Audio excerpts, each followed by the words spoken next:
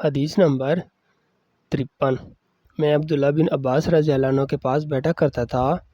وہ مجھ کو خاص اپنے تخت پر بٹھاتے ایک دفعہ کہنے لگے کہ تم میرے پاس مستقل طور پر رہ جاؤ، میں اپنے مال میں سے تمہارا حصہ مقرر کر دوں گا۔ تو میں 2 ماہ تک ان کی خدمت میں رہ گیا۔ پھر کہنے لگے کہ عبدالقیس کا وفد جب حضرت صلی اللہ علیہ وسلم کے پاس آیا تو آپ نے پوچھا کہ یہ کون سی قوم کے لوگ ہیں یا یہ وفد کہاں کا ہے؟ انہوں نے کہا کہ ربیہ خاندان کے لوگ ہیں۔ آپ صلی اللہ علیہ وسلم نے فرمایا، مرحبا اس قوم کو یا اس وفد کو، نہ ذلیل ہونے والے نہ شرمندہ ہونے والے، یعنی ان کا آنا بہت خوب ہے۔ وہ کہنے لگے، اے اللہ کے رسول، ہم آپ کی خدمت میں صرف ان حرمت والے مہینوں میں آ سکتے ہیں، کیونکہ ہمارے اور آپ کے درمیان مضر کے کافروں کا قبیلہ آباد ہے۔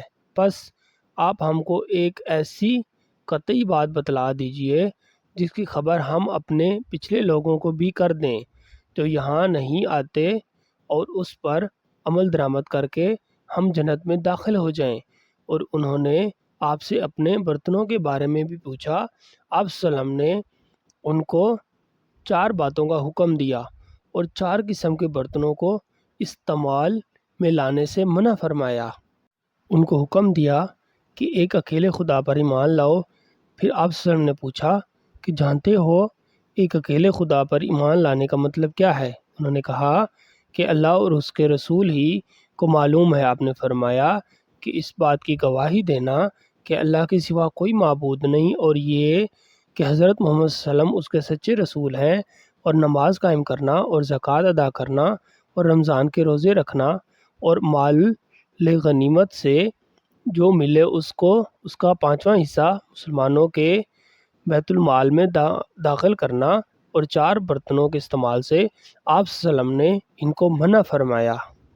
سبز لاکی مرتبان سے اور کدو کے بنائے ہوئے برتن سے، لکڑی کے کھودے ہوئے برتن سے اور روغنی برتن سے، اور فرمایا کہ ان باتوں کو حفظ کر لو اور ان لوگوں کی بھی بتلا دینا جو تم سے پیچھے ہیں اور یہاں نہیں آئے ہیں۔